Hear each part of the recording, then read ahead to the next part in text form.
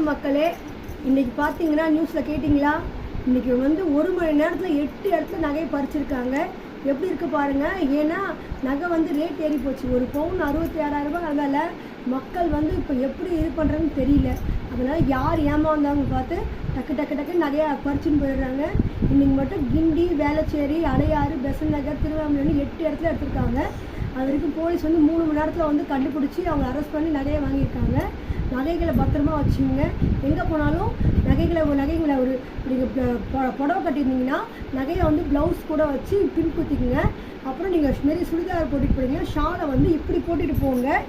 நீங்கள் இப்படி போட்டு போங்க, கேர்ஃபுல்லாக போங்க. யாராவது பின்னாடி எதனா ஊழ்ந்துருக்கு, பின்னாடி ட்ரெஸ்ஸில் காக்கா ஆகி போயிருக்கு சொன்னால் டக்குன்னு திரும்பி பார்க்காதீங்க.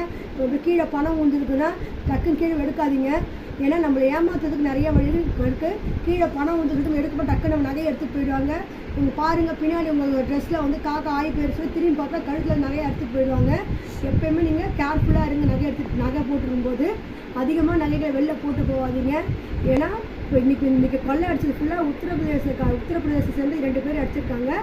அதுவும் 8 இடத்துல அடிச்சிருக்காங்க. 1 மணி நேரத்தில் 8 பேர்ட்டு அடிச்சிருக்காங்க. கேர்ஃபுல்லாக இருங்க. நகைகளை பத்திரமா வச்சுக்க. ஏன்னா இப்போ வர நகை ரேட்டு இருக்க புட்டா அது 1 லட்ச ரூபாய்க்கு மேலே போகும் சொல்கிறாங்க. அதனால் நகைகளை வந்து நம்மளால் வாங்க முடியலனாலும் அட்லீஸ்ட் பாதுகாதுங்க. எங்கே போனாலும் பத்திரமா எடுத்துகிட்டு போவாங்க. நகைகளை அளவுக்கு மீறி நகைகளை போட்டு போவாங்க. சிம்பிளாக நகை போட்டு போவாங்க.